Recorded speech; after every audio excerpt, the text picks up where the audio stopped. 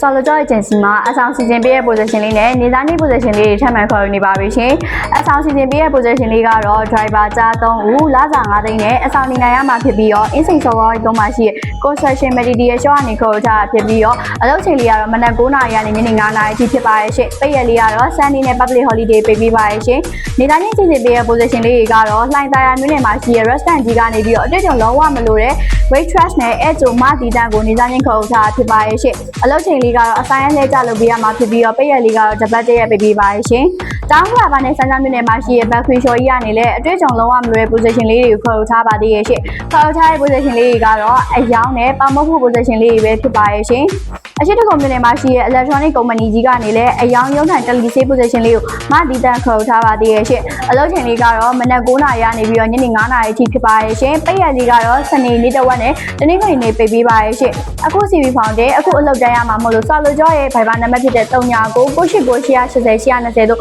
CV ဖောင်တွေခါမဲ့ပေးပို့ပြီးတော့ရှောက်ထားလို့ရပါရဲ့ရှင်။ Solojo agency ကဆိုရင်တော့အလုပ်ရှောက်ထားချိန်မှာစရဲအလုပ်ရပြီးအားလုံးခါခဲ့ပါပဲရှင်။